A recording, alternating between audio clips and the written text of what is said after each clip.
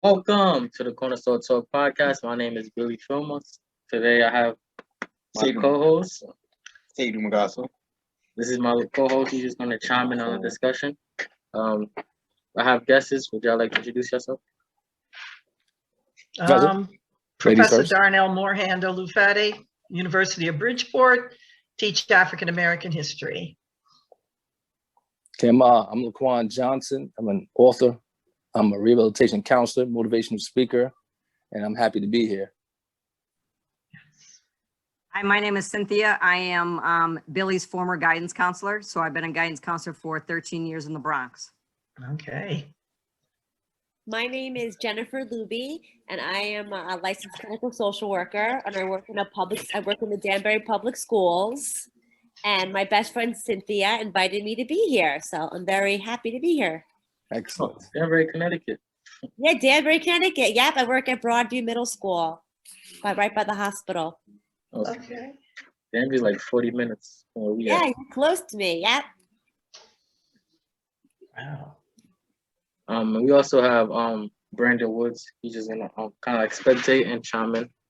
So today is part 1 of part 3 of my podcast, PTSD in the Hood. So before we start, I wanted to just give a definition to the viewers on what PTSD is. I'm reading it from my phone, so if you see me looking down.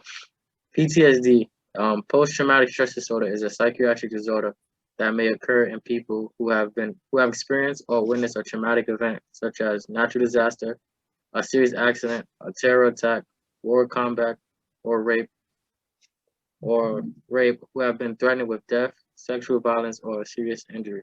So today we're gonna be focusing on PTSD and the hood. So when most people hear PTSD, they commonly think of veterans within the military. So today we're just gonna talk about how it affects inner city youth and even the whole community as a whole in the hood. So the first question anyone can answer: how has people of color, specifically young Black men and women, been affected by the absence of Black father? And we're going to connect it into PTSD in the hood.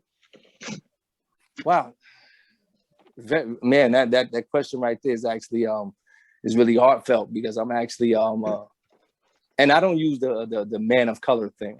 You know, I'm a native Black male. You understand? So when I say native Black, because my ancestors do stem from Africa, but I am Americanized. And what the colonizers did to us, they disconnected us from our roots. So I am a native Black man.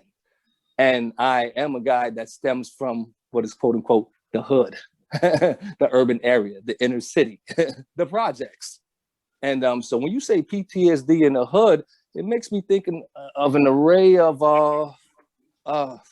instances where we were subject to the drug epidemic. We were subject to liquor stores on every other corner. We were subject to living in a building that has 8 apartments on each floor, and it's 17 floors. So I want those of you that are either listening or on the panel that have never grown up in the hood or the projects to think about that right there. Okay, think about a 17-floor building, 8 apartments on each floor. How many people lives in this building? Wow. How many different personalities? How many different sources of trauma? That alone, you know what I mean? Having to live next door to someone that, this is your neighbor, but they become, like a relative. You know what I'm saying? Like my daughters, they both have rooms, right? So they're each other's neighbor that they have to see every day, whether they like it or not, whether they like each other or not. So this is how it is when you're living in the projects. You have to see this neighbor one day. So let's say this neighbor, you know what I mean, is someone that has an issue, an extreme issue, an issue that can affect their family as well as yours. How do you combat that? How do you get away from that when your family doesn't have the resources just to pick up and leave?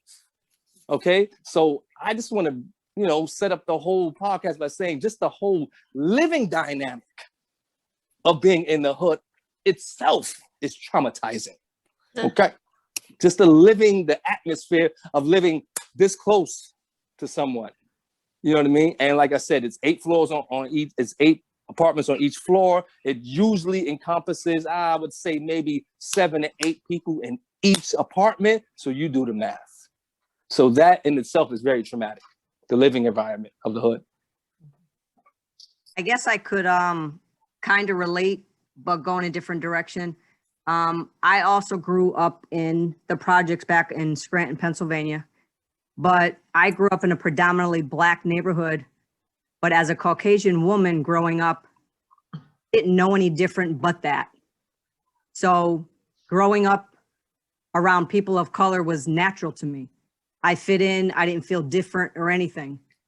When my parents divorced when I was such a young age, growing up without a father, it really wasn't abnormal to the sense that I grew up around just a bunch of single moms. But when I got older as a teenager and realized that my father or the person that brought me into this world wasn't there, that to me was traumatizing because I was trying to find the answers as to why he wasn't there, why he wasn't a father, having 4 children. Having a mom work 3 jobs to take care of her children was traumatizing because she shouldn't have had to do that. Right. And so the race thing only came into effect when I started going to college and realized that that's when I actually felt prejudice against my own race, and I felt prejudice against Black people going to parties. And even though I grew up around it in the neighborhood, I didn't feel discriminated, prejudiced. I didn't feel out of order, any of that.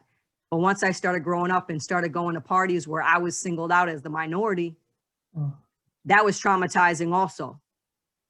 Because people looked at me like I was different. And although the color of my skin was different, to me, it went below the color of my skin. Is when I really felt like I didn't belong, even though in my roots I belonged. So me, myself, I went through a lot of trauma, but when we're talking about even kids in the hood, and Jennifer probably will talk about this too, is we work with kids from the hood and we work with inner city kids. And one of the things, and this probably will go into Thursday's meeting, but just thinking about it, when Billy talked about how the community kind of supported people of trauma, is we worked at a residential treatment facility, and there they had a farm, and on that farm were several different animals, and those animals were also abused. It's a rehabilitation center for not just the students, but also for the animals.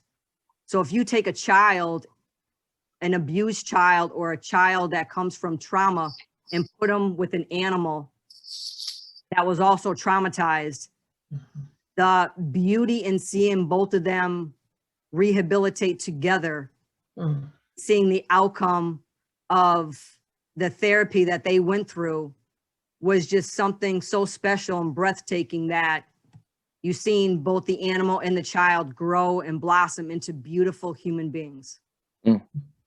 Interesting. So I just wanted to read a news article that I stumbled upon while doing research with PTSD. So this is about a mother whose son was shot. Tiara Saunders would rather be homeless than go back to an apartment in the war-torn area of the Whitcomb Court Housing Projects in Richmond, Virginia. Last week, I wrote a news summary about the Virginia mother too afraid to return home after her 5-year-old son was shot during a Mother's Day cookout. Through tears, she told a news station that she had been staying with her family since the shooting, going back home only once to retrieve what she and her children need to survive. Housing authorities have denied her request to move to another location. Saunders is trying to save her son, Myron. She is fighting for a regular life for her son that doesn't include the sensibility that comes with the hood way of solving problems. What she wants for her boy isn't different from what any other mother wants, but her neighborhood is infected. So when I stumble upon this, I tend to realize that PTSD mainly affects inner city youth. However, it affects the whole community. So in this situation, the mother faces PTSD as well because she fears that her son may actually die. So her son was shot and he survived in God's will. but she feared that he may get shot again or he may die. That's why she doesn't want him to return back to the housing project. And that's why she wants to take him out of that environment and put him in a safer environment. But that's not the case for all other inner city youth. So I just wanted to get your perspective on this news article. Well, it's really very sad. As a matter of fact, I think it's even disturbing and disgusting. She's had this particular traumatic experience. As you said, the mom herself is living under PTSD conditions on a daily basis. Right. And then to find that this 5-year-old child has been shot and we don't know how the recovery is really going to turn out in the future. She's requesting something that's only logical, that she be allowed to move, to be placed somewhere else. So as her son recovers, the trauma will be lessened to a certain extent. Hopefully she would be moved to somewhere that is really quite different than what she's living in at the moment. I would like to know why. Why would she be denied to be moved? I mean, what type of government policy? This is a horrific situation. This is a small kid. Right. Who mentally, how does that child even cope? Right. You understand what I'm saying here?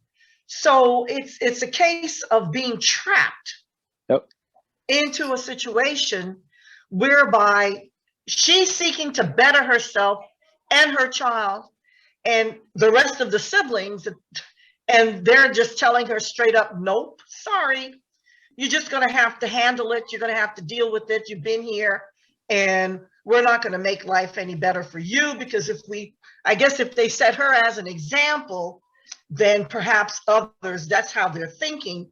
Others who will have similar situations will come down on them.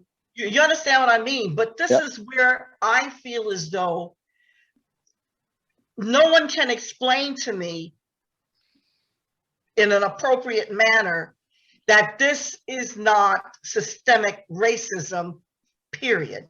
In its purest form. Yep. And I mean, it's a constant, it's continuous. They know what our people are going through. Right. They know that every single one of us are not wanting to be in that situation. Right. Okay. And here this woman feels as though she has some entitlement to actually be granted her request. Okay. But no, they're going to keep her there. And now she's got the struggle and the constant worry as to whether the child will be shot again or which one of the other siblings can fall into the same situation. It's terrible.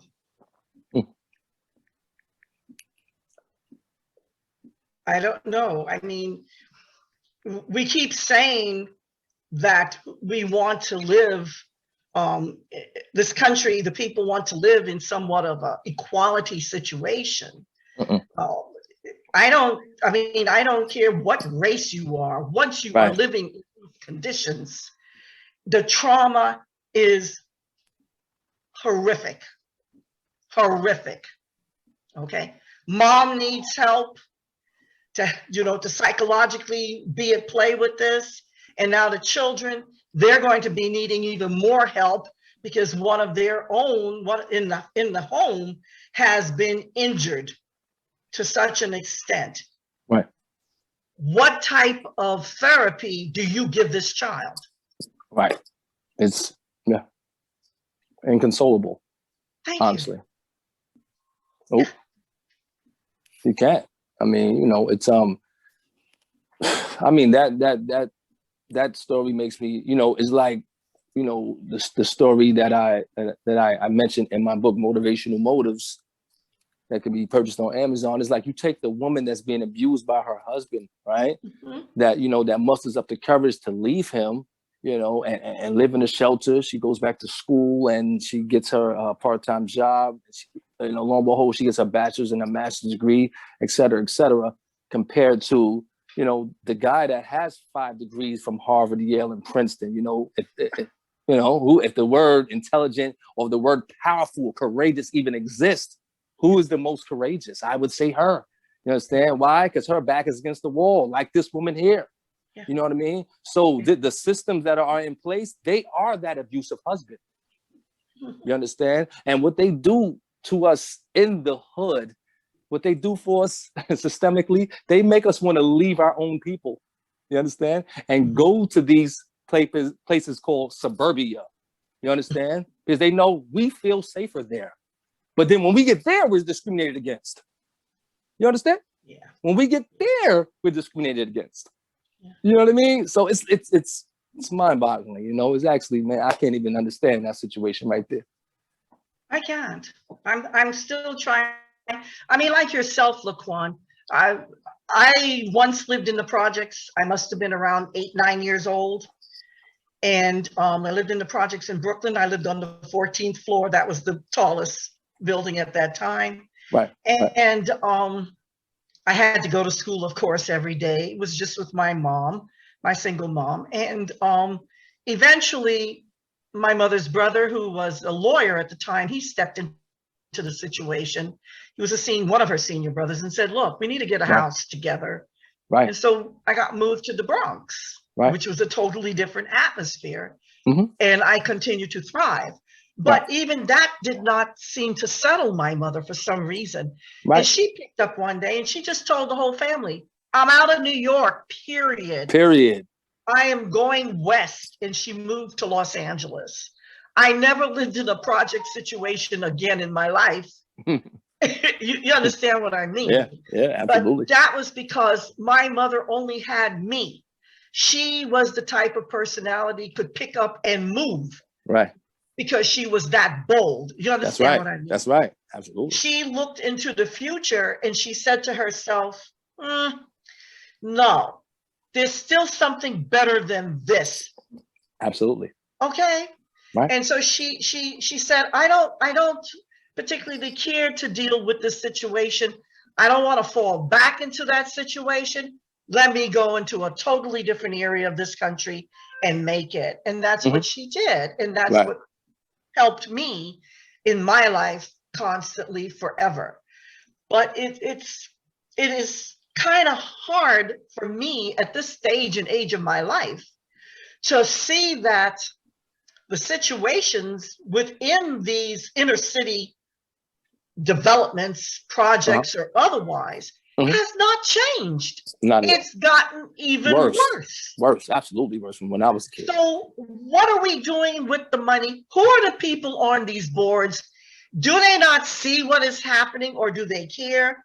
I mean, yes, you can look at folks in the hood and say, well, a lot of what goes on in the hood depends on your lifestyle, what you choose.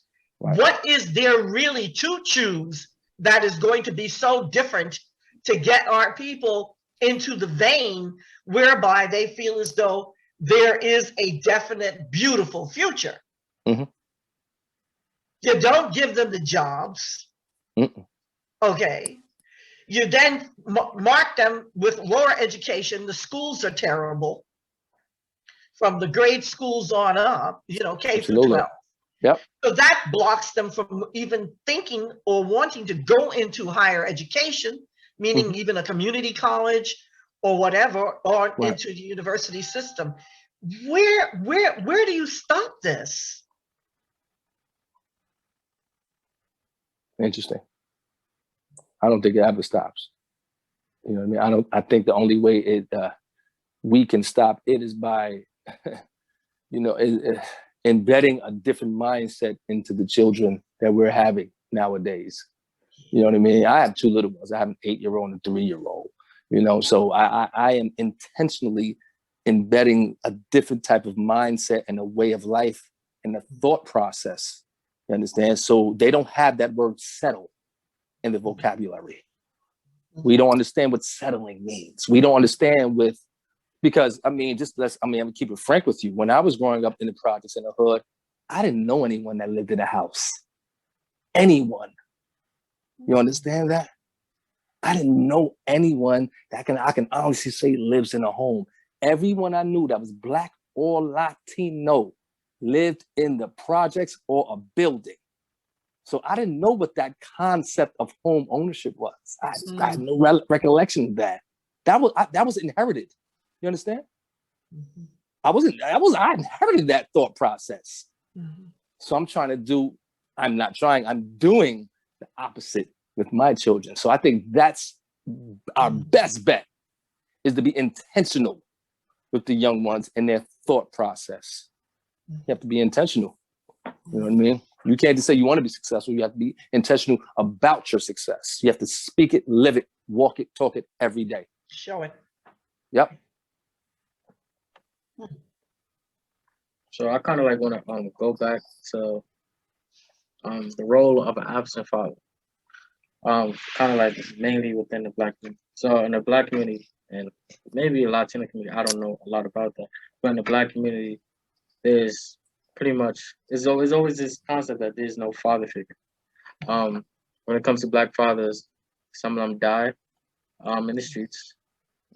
They're mass incarcerated for ostensibly longer time than they should be. And there's other factors, and there's also deadbeats that leave the kids. But that all goes back to the mother, the single mother, who has to work more than one job to provide their family. So they don't realize there's supposed to be a mother and a father that shares responsibility financially and also taking care of the kid. So it's supposed to be split between the mother and the father. So all of that goes on the mother. Shout out to the single mothers. They're just courageous. They don't give up. They keep making sure that their kid, especially the parents in the hood, they try to make sure that their kids are safe from the environment. But how do you keep your kids safe from the environments where if you walk outside, you could possibly get shot? How can you? This is where the father figure comes into play. So having a father figure, especially in the hood, they kind of like your protector. So when you're in the hood and you don't have that father figure, you don't have the protector. Who do you go to when you need to be protected? Who do you go to when you need advice? I know Quan, he told me a little something earlier. You wanted to share? Yeah, I was speaking to Billy earlier, and when he mentioned that question to me, I was like, funny thing, that my brother from another mother, his father, we grew up in that same building that I alluded to earlier, that same 17-floor building with 8 apartments on each floor. So one day, about maybe 10 years ago, we were sitting at the table talking, maybe playing cards or something, and we thought about it. Me and him, were the only guys we knew in that building that grew up with their father. I'm gonna say that one more time. Think about it. Think about the numbers. Me and my friend, my best friend, were the only guys in that building. The building, not the floor. I lived on the 12th, he lived on the 14th. And we sat there and thought about it really hard for about 20 minutes. We were the only guys in that building that we can honestly say grew up in the same household with their father. And it basically shows. You know what I'm saying? His father, Billy Sr., very respectable guy. I pride myself on my integrity and character. Was it because we had our fathers in the household? Probably so. Because 75% of the guys that we know that grew up without their father, they're on the other side of the totem pole. You understand? Whether it be incarceration, whether it be the drug epidemic, whether it be the distribution of drugs. Now, I'm not going to say that, we're going to say that they didn't have a choice in the matter, but it played a big role that they didn't have dad in the house. You understand? So, and I'm quite sure that statistics I just gave you guys, that's not far-fetched. I'm pretty sure that's not far-fetched. And if there was a father in the household that I'm missing in the building, you want to know why I'm missing him? Because he was a drug addict or a crackhead, and he usually was missing if I missed him. Okay? So, this goes on every day, all day. Father's not there. It was systemic, incarcerated, drug addicted, left the family because he felt, he felt like he can't get a job. He starts feeling like he's not a man. So he goes out there and leaves the family. You know what I mean? This is the ploy. Let's be honest about it, man. Come on. We can't sit here and act like, oh, this just happens. No. This was the ploy of the oppressor to do this. If you take the father out of the family is dismantled. Okay? Honestly. It's like taking my head off my body right now. Can't function. And like Billy said, it puts down, now look at the strain it is on the woman. That brings me back to my initial point. Mm-hmm. The women that were the single mothers in our building that lived in these flaws and disarray, most of them, a lot of them became crackheads and are all dead now. Many of them, all of them. I think it's one, and she's holding on by a string right now. So these same women that was amidst the trauma of not having their husband and having 5 children and having to work 3 jobs, they said, to hell with that, man. You know what? I'm going to take a hit of this right here because this makes everything better. And they're dead now. This is a fact. Sad story. And this is the story of many of our people. This isn't a far-fetched story that happens to a select few, many. But when you look at TV, they just tell you that, we're the gun toters and we're the drug distributors. We're the ones in prison. How the hell did we get there? How did the guns get in our hood? Where did these drugs come from? Well, you remember years ago, Jesse Jackson pointed that out many years ago. Absolutely. When he used to have to deal with the hood, and he would come in and speak to the gang members in the hood in Los Angeles. I remember that. Mm-hmm. And he used to bring that up on a constant basis. You're not actually, how can I say it? He says, you're not manufacturing these drugs in the hood. Nope. You're not growing these drugs in the hood. Nope. So what's happening here? You understand who's bringing what to you to sell in the hood? Right. And I mean, it was a very poignant time and question, because he was like, I mean, come on, folks. Let's get it together here. But the fact of the matter is that when we look at the structure of the Black family whose descendants were enslaved for over 200 years, 250 years, going on 300 years, that was a deliberate situation as the slaves were sold, whether it would be in the Caribbean and eventually being sold here in the US. The deliberate factor of the slave masters were planned: separate the women from the men they are attached to. That's right. Keep this as a constant, because this way the families will never have any strength from within. That's right. Okay. Let's keep it in a constant, as you said, confusion. Nobody is to ever feel settled. And then when you had situations where men and women on plantations, even on farms, when they form some type of relationship as slaves, boom, the wife could be sold at any point in time, the husband taken away and sold somewhere else, children taken away and constantly being sold as small kids to other white slave owners.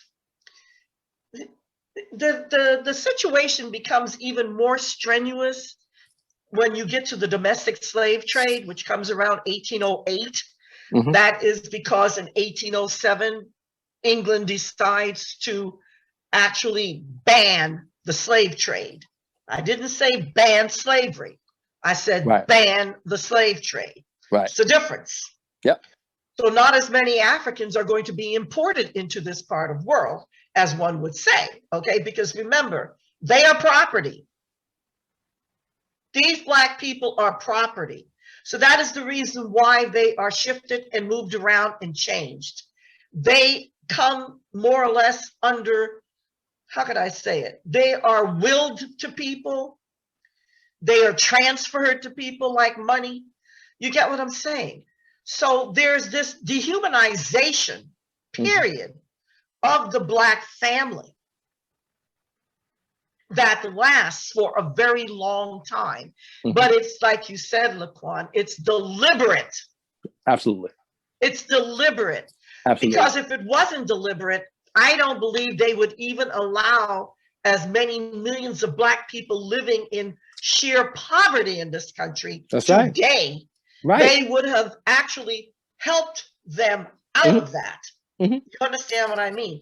Put them on a higher scale and level. But when you have Black people not being able to learn to read and write because there are laws against the plantation owners telling them straight up, if we catch you teaching your slave, I don't care how bright he or she is, how to read and write, you will face more than a penalty. Well, keep the Black people ignorant. That's right. When you keep them uneducated, they don't have a chance to climb up this ladder to even out of poverty, if you get what I'm saying. Not to talk of being in middle class. Yeah, because middle class doesn't even exist in this country now for white or Black people. No. But I'm just saying, this is the situation. This is how it has developed.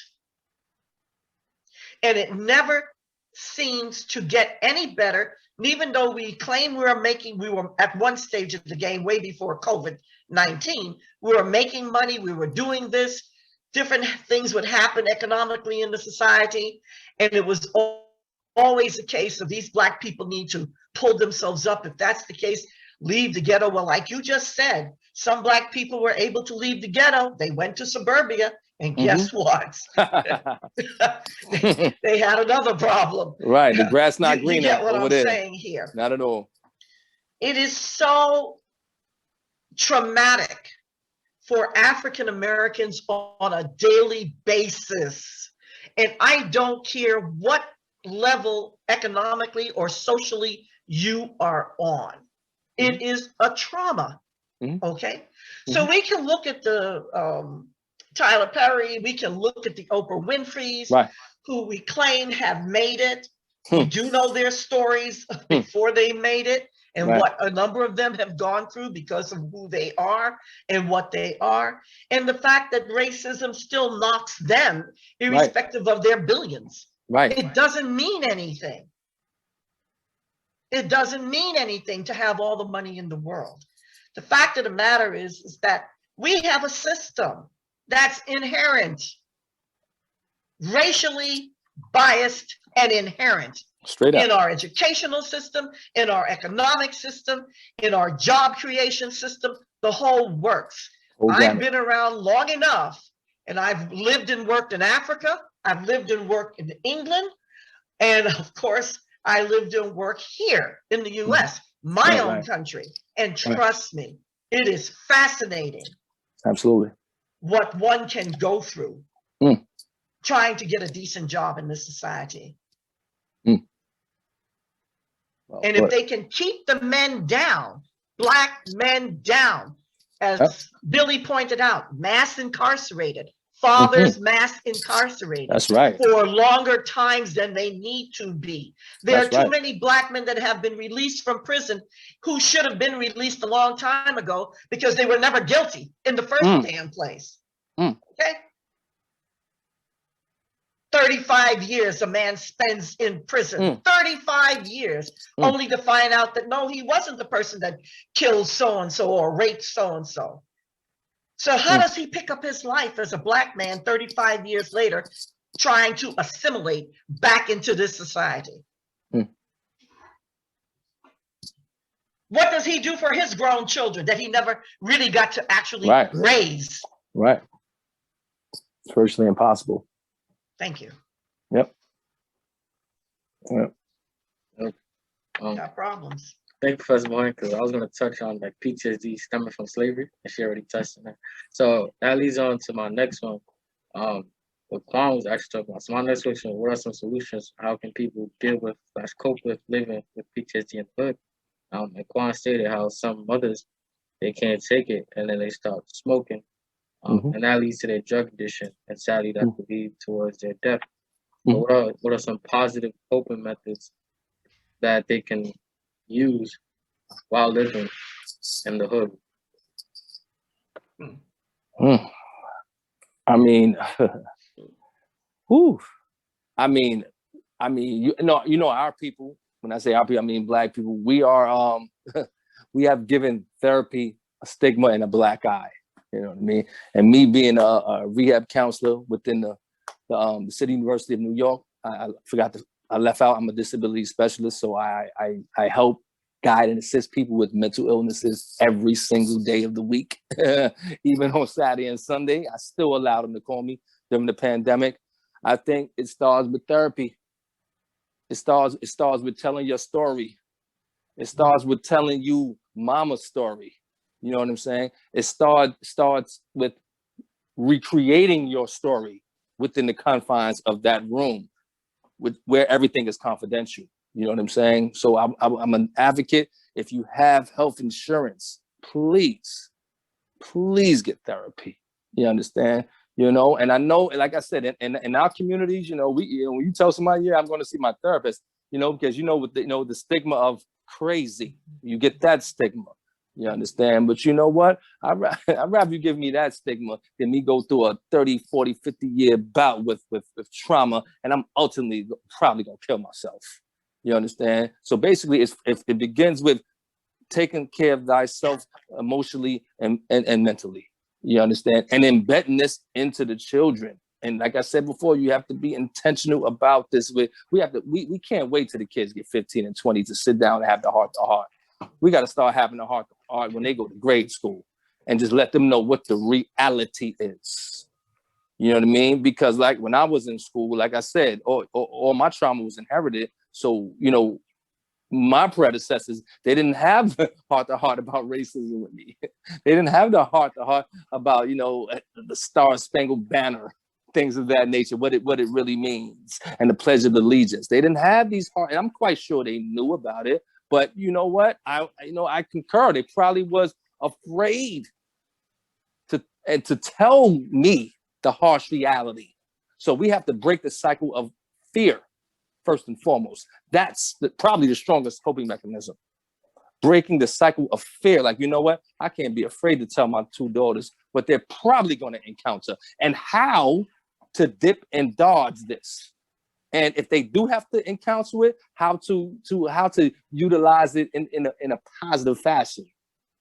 You know, how they can let it help them as opposed to hindering them. So I think, you know, therapy in itself, that's beneficial for anyone going through any form of trauma, especially those that live in the hood. Therapy, we got to make it cool to have a therapist, honestly. Well, I think coming from the educational system, being a counselor in the schools, working in the Bronx, as Billy can tell you, most of our students at our school are predominantly Hispanic and African-American. Right.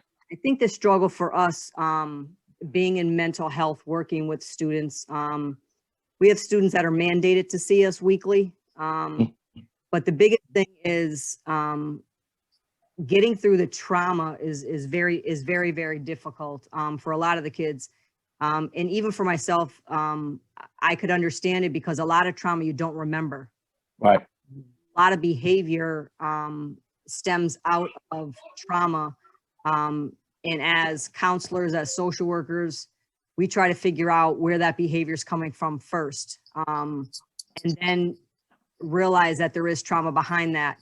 But I think the difficult thing for a lot of parents, as you mentioned, Laquon, about therapy themselves, we have a lot of parents that are uneducated. They haven't graduated from middle school, let alone high school. Right. They gone to college. And like you said, that defense mechanism, because they don't want their children to know what their trauma was. I'll step in. I'm Jennifer while Cynthia's trying to figure out her. Sure. Yeah. So where I work, I'm a social worker and I work in Danbury, Connecticut. I don't know if you guys are familiar with Danbury, Connecticut, but it is a city. I wouldn't say it's the hood, but I definitely say it's definitely a different city, I mean, a small city with a lot of people don't realize there are a lot of social problems that go on in Danbury, a lot of drugs, some gangs. And my job is I'm a social worker and I work within a school and I work with a classroom of students that are identified as special education, but are classified emotionally disturbed. So my students, you know, I was talking to Cynthia about it earlier, like every single one of my students that I work with all come from a traumatic background. And the most important thing I try to do in terms of coping skills is get the family connected, whether it's to the church, whether it's to other family members. The biggest thing is like a support system for the parents, and to get the kids connected into something, whether it's a sport, a club, so they feel like a purpose. I do have a couple kids that actually moved from the Bronx. I have 2 kids actually, and then I have 1 kid that moved from Bridgeport, and Bridgeport's a pretty rough, it's a rough city too. I mean, this kid's poor mother moved to Danbury because the kids were hearing gunshots at night, and she was scared for the kid's safety. Then my other student from the Bronx, his father still lived there, was kind of in and out of his kid's life, and he ended up getting shot in a nightclub last year and died. And one thing this kid would always tell me, and he had a lot of behavioral problems in school, but he would always tell me, Miss Looby, you can't take the hood out of me. You can't take the hood out of me. And I said, well, you know what? I said, I'm going to call him Jay because I'm about to say his name. I don't want to. But I would say, Jay, you know, we got to break this cycle. You got to break this cycle. Yes, you have the hood and that's your culture and that makes you who you are. But now you're here and you're in Danbury and you can make positive choices for yourself. And yes, you could say you're from the hood and I went to college. I graduated high school. I did this. All these great accomplishments. You can like break the cycle of the negative stereotype that the hood has. Right. You know, and these kids just need to feel loved and they need to feel connected. It's all about feeling connected and loved and getting them into something that they really love and focusing on their strengths. And these are the kids I work with. Like they're the kids that like no one in my school wants to work with. These are the kids that are kicked out of every class. That are cursing out their teachers on a daily basis. But I always you have to try to find some sort of strength in each of them. And I always find something with them. I always find something that is a strength of them. And I try to bring that out on them and then build on that strength. I worry about the prognosis of my students, especially the ones that do come from the Bronx, because they have that mentality. I would always tell this kid, listen, you're not in the Bronx. This is Danbury, and our school's a lot different. You don't have to feel like you always have to protect yourself and that someone's gonna like punch you in the back of the head as you're walking in the hallway, or you have to feel protected, carrying a weapon on the walk home from school. It's that mentality that you have to change. Yep. Traumatized. Yep. It's traumatized. That's trauma. It's trauma. But you know what, though? They're traumatized, but you can find that if you work really hard and get them connected into something they really love and get them really good therapy and get some counseling within the house. In Danbury, we have a lot of good in-home services that go into the homes and actually work with these single mothers and try to get them as much support services as they can. Also financial services. I know it might be a little bit harder like in the Bronx in terms of services. But I tell you, in Danbury, we do have some really good services for especially for single mothers and housing and support services. And like you said, like we have to end that stereotype that therapy is a bad thing. Like you said, Laquon, like therapy is cool. Yeah, it should be. It should be really cool. I try to be really cool as a therapist to them. I try to be like, I'm this cool. And That's right. That's right. You know, whatever it takes to get these whatever kids it takes. off. Listen, if I have to spin on my table, I always tell my principal, like, whenever they're like in a crisis, I don't care. You know, I give them my cell phone. Anything that can get them just to calm down a minute so they can listen to me. Right. I will do whatever I have to do to get them in that moment where I can kind of get through to them in any way I can. Well, we need more school counselors like yourself. Absolutely. I know, that's the problem. Absolutely. We need therapists, more social workers in these schools and counselors. That's the problem. Yep.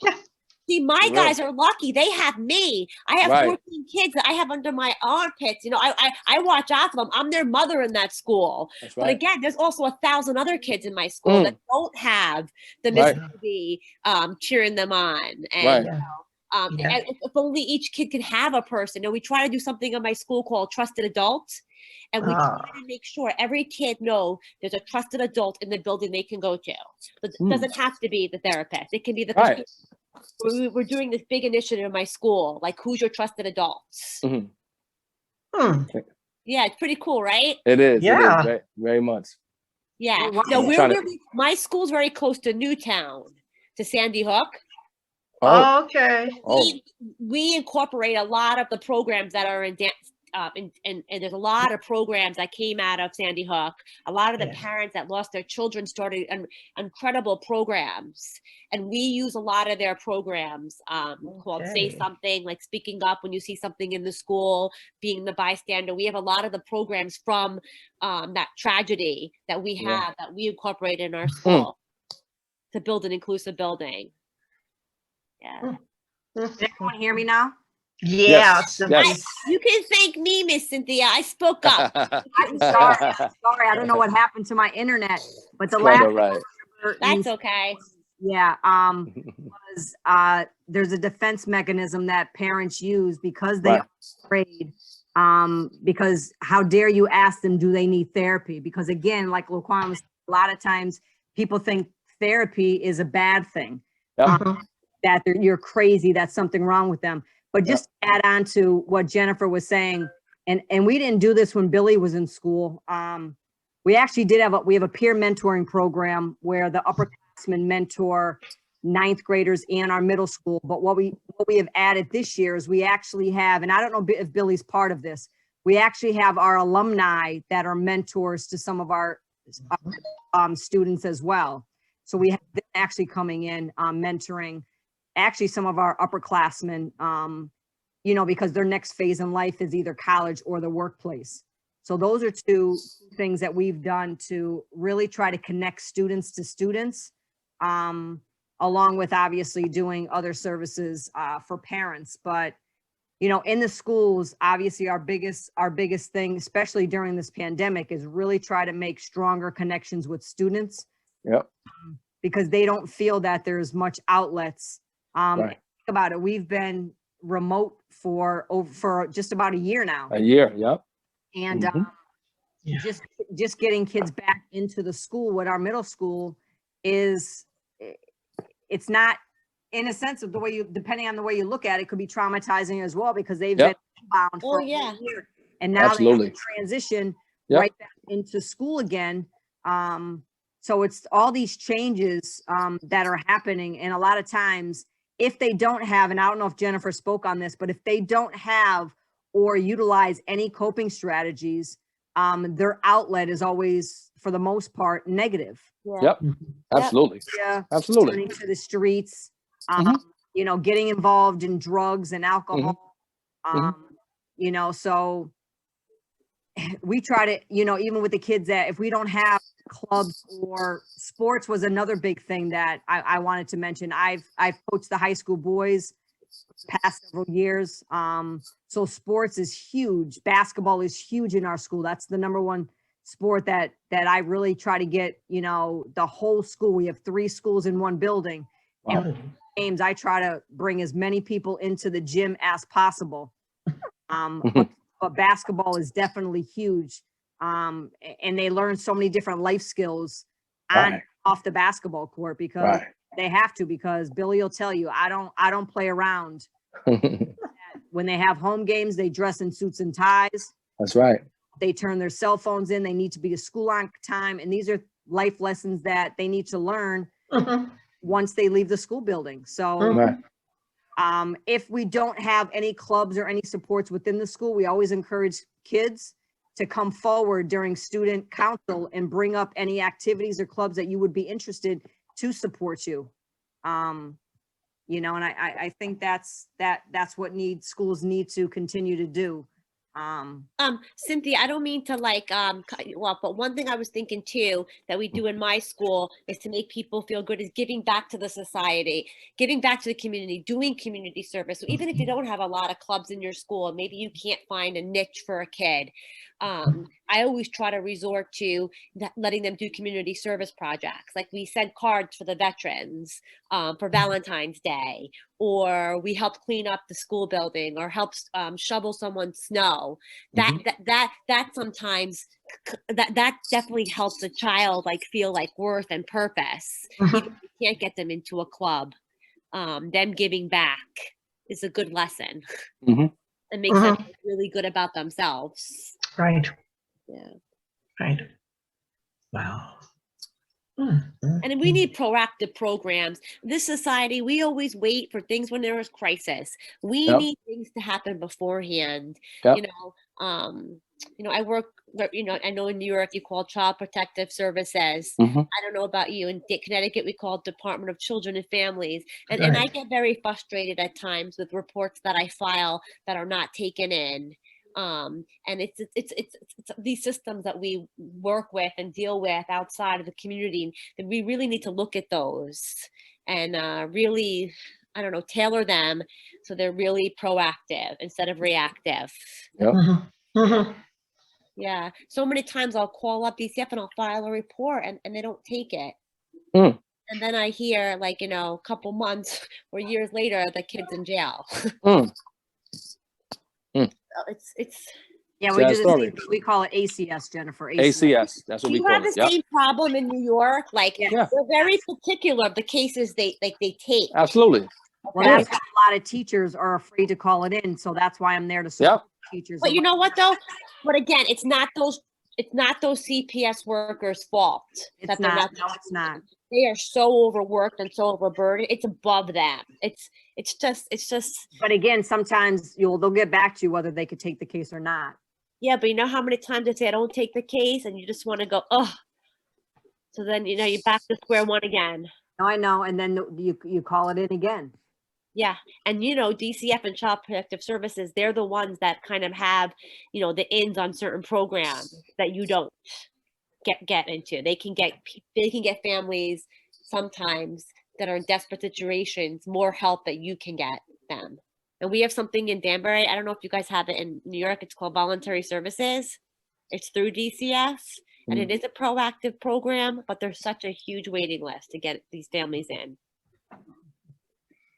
Especially now, there's so many waiting lists for every type of program that's out there right now. And it's so incredibly sad. We have all these kids sitting home, not going to school, feeling more and more depressed, feeling not connected. And what's going to happen when they do come back to school? They're going to have to hire a whole slew they're going to have to hire like double the programs out in our communities. Right. Instead of cutting them. Like, they better be really thinking about adding more stuff, because it's going to be a dire situation for these poor kids. Yep. Especially the vulnerable. But is the government really looking at this? I know COVID has definitely, you know, screwed up a whole lot of stuff. But I mean, now that we've got the vaccines in, and eventually even the children hopefully will be given the vaccines, does it look like the government is going to be in the future, pretty near future, serious about, like you said, expanding these programs, hiring more people to help people like yourself, Jen and Cynthia? What's really the plan here? Listen, they're talking about cutting positions. You know, like, there's no talk of adding positions. It's always about the budget. Cutting positions. Well, I think one of the biggest, before even all of that, the biggest thing we're facing now is how behind these students are. Yeah. And I know they're not, unless a child just does not come to school, they will not be holding kids over, but developmentally and academically, they're far behind. Absolutely. Even emotionally, socially. Socially, definitely. That they're gonna have no choice. Like in our school, we implement, and Billy will tell you, we implement so many tutoring sessions. We started now, they're called parent pods, that we actually invite parents every week to come and ask them how we could support their child and them, and if possible to let the parents know that we are here to give extended hours to your child on making sure that your child gets promoted to the next grade. And then, like I said, we have tutoring. Every teacher, every grade has tutoring once a week, sometimes 2 to 4 times a week, just to try to get them caught up because they are so far behind. I know, but sometimes when they get so far behind, Cynthia, they feel desperate, and it's very hard to get them out of that mindset when they're that depressed.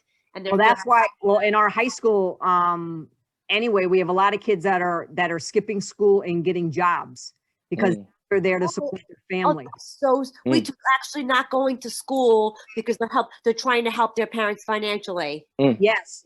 And you'll have kids like they're telling me, Miss, they'll call me up, Miss Klebon, I need working papers. And I don't question them as long as they're of age. Right.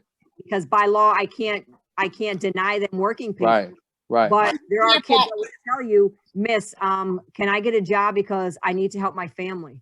But Cynthia, you just got to monitor to make sure that they're not working late at night. You know what I'm saying? Like but that's reaching out to the parent. But that's a hard conversation to have with the parent that's saying, look, I'm not getting any money and I need my child to work. So that's a very tough conversation to have, especially when you're dealing with kids from. Oh, of course, it's so sad. It's so sad. These kids are being put in that position. It's so sad. It's so sad. Well, yesterday I heard a particular story came across the news that sort of broke me down in tears. It's a child, obviously like in the 5th grade or something, and she's having to do her little course, of course, on the class over the internet. And the teacher said that all of a sudden, out of the clear blue sky, this child just cried out and said, "I'm hungry." I heard this too. Yes, I heard this too. Oh, man. Yes. And the teacher was so sort of like had to catch herself, like, "What did you say there?" And she says, "I'm hungry." So the teacher said, "Okay." The teacher immediately, she went into another room, picked up the phone, called the food bank, gave them the area, the house where this child lives, whatever building it was, so they could get food up to that child's family. Oh, yeah. For a child to sit down and have to say it over a Zoom course. Right. She's hungry for a long time, She's man. hungry, and it's a little kid. Right, I said, my God, what is happening in her home? But listen, because these parents at my school in Danbury, we do a backpack program where we send food home every Friday for kids, that families, that are struggling. The outpour of people that are wanting this program, we can't even keep up with it. I also volunteer at a food pantry because I'm able to get some of my families that I work with that don't have cars. They are inundated. We are inundated with people needing food. It is just so incredibly sad. My students all the time will tell me they're hungry. Miss Looby, can you come over and bring me food? And we have a boutique in our building. We call it like a Broadview boutique, and we get donations of food. And we try to. Me and the other social worker. We're out dropping off food boxes to kids like almost on a daily basis. It's so sad, so sad. And it does surprise you because we do that at our school too, especially during parent-teacher conferences. Is we'll have staff, teachers bring in canned foods, and we have a big table, and just the fact that you see families coming in. And again, we want to be mindful that we don't know how many families will be in need of food, and we ask them just to take one of each. But if we don't tell them, they're taking 2 and 3 and 4 items. And so it just goes to show you how much of need that they need, because again, think about these families. They don't just have one child. Right, not at all. 1 to 6 children as one. You have 5 and 6 children in a 1-bedroom apartment. Yep. Does your school publicize, like I know not my school, we publicize, like we have like a community board so the parents know like where the outside community food pantries are and what days to go. I don't cover that area, so Okay. they do because there's always emails going out to parents on, you know, helping with Wi-Fi, giving them services they need. Oh, I know. There's so much. I know. We have like a community page on my website, and again, it shows parents like if they need food, they can go here. If they need Wi-Fi, they can go here. If they need electric assistance, they can call this number. Well, they do that. We send that. We send that. Our AP sends that to students if they need that type of, yeah. We can't even keep up with the amount of food these people need. Like so many times we just spend our own money. I'll go pick up milk or bread for families because I feel so terrible for these poor families that don't have any food in the house. It's just so sad. We could sit here and talk all night about that. Yeah. Is Billy still there? I didn't hear him. But this is the greatest nation on the earth. Oh man. Yeah. Yeah. No, I mean, this is, I lived abroad, and of course, this is many years ago. Right. And what is happening in our society, in our country at this point in time, I could never have imagined, and neither could anybody else have imagined as Americans. Okay. Right. And we get families being ripped, kids being ripped from their parents. Yeah. When this country just started to just deteriorate majorly, because how do you even televise a 2-year-old being ripped from its parents' arms? Still, over 500 kids still united with their parents. Yep. Hundreds of kids. Yep. Right. Sad. Yep. That's why I say everybody says come to America, but you know what? Put that big stop sign up for a second, because why do you want to come to America? Right. Well, yeah. A lot of people are sort of like, who know, are trying to sort of figure it out that nope. Maybe we best to stay where we are, we know. That's right. And I've had a lot of families from Dominican Republic, and I've also have a couple of families from Honduras. And Honduras is a very poor country. And the families that I had in Dominican Republic, they tell me they wish they stayed where they were before than coming here. That's telling. Yeah. Yes. Absolutely. It is. As I sit here and I just listen, all you can say is, "My God." Yeah. My God. Very interesting. Very interesting. Yeah. I know we could sit here all day and talk Very about interesting. Stuff. It's unbelievable. But it's also our way of I mean, yes, we are adults and we could handle it, but in some, we're crying out for help as well, because True. Very true. so much pain that we feel because we try to do so much, but we can't do but only so much. So it's That's like, right. And it hurts. we want to stretch our arms out and save as many families, as many Americans, many people around the world. Yep. And that's the cry for help, because I realized this years ago, because I always felt I had the confidence in myself. And Billy will tell you, I have a great connection with pretty much every student I come across. But I had to learn to accept and say, you know what, Cynthia, you can't reach every child. And that's my weaknesses, because I struggle with that, because there's always still, I'm optimistic. There's always a sense of hope that I can reach a child. Just give me time. Just give me time. And so we break inside too, because we try to help so much, and it's just heartbreaking as a world, as a nation, that there is just so much need for love, for shelter, for clothing, for Maslow's basic needs. Yep. yes, Hierarchy. you Yeah. know, it's just. And then you wonder how these kids get up and go to school in the morning. I mean, what? Right? How do they? And then when you have these teachers saying, "Oh, Johnny's falling asleep in my class," or "Johnny's not listening." Yeah. Yeah. Johnny didn't eat last night. Johnny You Denise. understand? That's right. That's right. Johnny's dad's in jail. Right. Or like one of our students said, Jen and I had, oh, I just walked home and I saw someone get shot right in front of me. Man, right.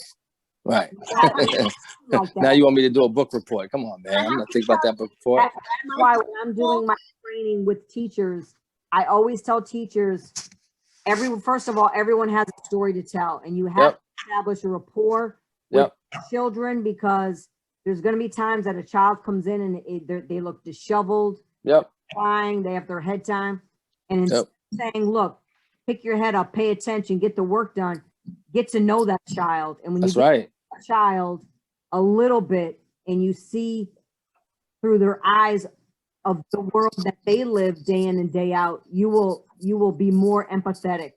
Absolutely. My principal's awesome. She's an African-American woman, and she is just so awesome, principal. And she will tell the teachers how it is. Like if a teacher comes down complaining that so-and-so is, she'll be like, listen, we just got happy he's in school today. Right. Walk through the door and he's here. We'll get to that other stuff later. He's here. Thank goodness he's here. Praise him for that. He's here. He walked through that door. Yeah. As I sit here, you realize that these students, they resemble their parents. Well, the mother. They're resilient. They're strong, and they'll pursue and they'll push through whatever circumstances. And we just gotta hope that they keep strong and keep pushing. And get the help they need. If they I think, and Laquon, you could speak for yourself, but just listening to his story and listen to mine, I refused to remain in the projects, and I had to say to myself, first of all, sports was my healer. Spalding was my boyfriend growing up, and being in sports and surrounding myself with the right people, I had to say that I was not going to be another statistic. That's right. And I had to get myself out, and basketball was my key, was my ticket out. But we just have to keep reminding them that you don't have to be where you came from. Right. And you remember where you came from. You don't have to be where you came from. That's right. Make yourself, take yourself to a better place. Surround yourself with the right people. Allow people to help you, and you can live one day to kind of be in our position as we are right now and tell the story and be an example for other people. That's right.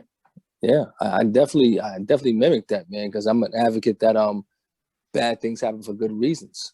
You understand? So you can make this atrocity of growing up in the projects be the conduit to your success, like she alluded to. You know what I'm saying? You know, so you can say, my kids will not live this story, okay? No, and then you hadn't, like, and the thing about it, some of us run from the story, which is, that's not good. Doesn't help. The story has to be told to your children. They have to understand that mommy wasn't able just to buy this house. Mommy wasn't given this down payment. You know what I'm saying? Mommy wasn't given good credit. Mommy wasn't given her master's degree. Right. You understand? Mommy had to scratch, claw, and fight for it. You understand? Right. You know what I mean? So, we're doing this to allow you to afford you the opportunity to not have to scratch and claw as much. You know what I mean? Right. So bad things definitely, they can have great outcomes. It's about perspective, man. We can't choose the situation we are raised or we grow up in, but we can choose, how it ends up. We can, you know what I mean? We can choose how the finish line. If we get to the finish line, that is, we can choose that to a certain extent. You know what I'm saying?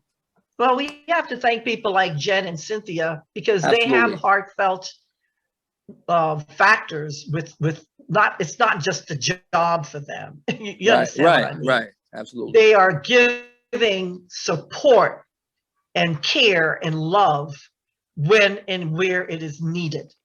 Right. And that is so important for so many young people at this point in time, especially in the K through 12 system and even in college and universities.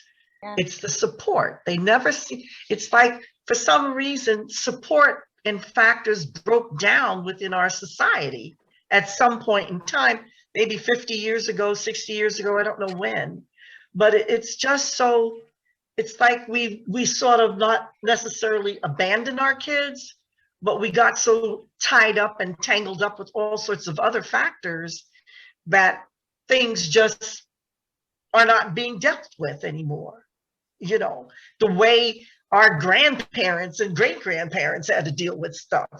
They stayed together and managed it within, whether they were poor or rich, and managed it within the homes, you know, within the family. But the family structure has been so destroyed.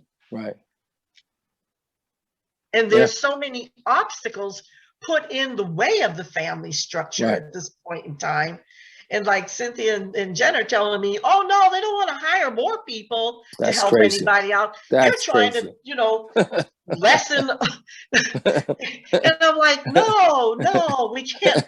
We need more staff. More therapists. We need more counselors. What are we talking about here? Right. Not only do they not care about the students, they don't care about the staff. That's it. Well, because of the huge deficit, that's why they're making all these cuts. They're, you know, in September, we're going to be losing more people. Come on, man. They might as well like, come on. No, they inadvertently closing down the school. That's what it's saying like they're doing. Like, come on. Like, come on. You know what I'm saying? Like, it makes our job twice as hard as well. Oh, man, absolutely. But, you know, but they want you guys to be bright-eyed and bushy-tailed when you walk through the door. Come on. Give me a break. How? Come on. How? Come on. And, you know, decisions have to be made. I mean, even like as a professional, decisions have to be made. Like, am I going to, what am I willing to withstand? First and foremost, okay? What am I willing to withstand? You have to ask yourself this question, because if you're not in the correct emotional state, how can you help the child? That's the point. You cannot, okay? So if I'm dealing with my own trauma and my own emotional instability, I'm not going to be in good condition to help this kid, man. So you have to ask yourself at the end of the day, what am I willing to withstand within this system that obviously doesn't care? Obviously. Wow. That's the fundamental question. You know, like that. So for part two, there's a question I was going to ask today, but I'm going to start off with part two. That question is going to be, what is the importance of having a positive mentor and role model? That's the question he's going to start off during the next podcast. Okay. This is part one. There's a possibility there may be part four. I know, right? This could be, I mean, the way we chime and we have a nice cohesion going on here. Yeah. I think part four. This is such an important topic that it is, man. Needs to bring more awareness. So absolutely. As part one comes to an end, part two would be about going furthermore into like the education aspect of it. What it's like being in the schools or having the PTSD in the hood. The importance of the community centers in the hood, and just adding and like students' perspective of what it's like growing up with PTSD in the hood. So this is a wrap of part one. Part two will be shortly, and part three will be shortly. I want to thank Professor Morehand-Olufade, Paul Johnson, Ms. Cynthia, and Ms. Jen Looby for coming on to the Cornerstone Core podcast. Hopefully we'll see them in the part two of the PTSD in the Hood series. Like, comment, subscribe, turn on the post notifications so that I don't miss any parts of this podcast. That's right. On the post notification. Would anybody else have anything else to say before we close off? No. What class are you taking? So, what are you in, Billy? What are you studying to be? So, me and Seydou, we both attend the University of Bridgeport. So my major is human service with a minor in criminal justice. And gotcha. What's your major? Computer science. And his major is computer science. Okay. Wonderful. My major was human services too, with a minor in sociology, and then I got my MSW, my master's in social work. So having that human services degree is going to really open up some doors for you. You're going to have some absolutely to make for yourself. Yep. You're good program. Good. Glad to hear that. My goal is to help people as best as I can, whether it's through the podcast, spreading awareness. That's right. You helping now. Through his physical, right. through physical work, helping out. My goal is just to help as best as I can and give back to my community. What year are you in? I'm a junior. I'm about to be a senior next year. So I'm almost out the door, ready to help. Right there. So close. Right. Bridgeport's very close to Danbury. If you ever want to come in and shadow me, right now we can't, but next year, please reach out to Miss Cindy. She'll give you my contact information. I'd be more than happy to have you come into the school one day. That would be great. Kind of see what kind of career path you want to take. Maybe you want to go into social work or guidance counseling, or please, anytime, ask Cynthia for my information, okay? I most definitely will. Okay. Thank you. You're welcome. So this is the end of the Cornerstone Talk podcast. We out. It used to feel so devastating. At times I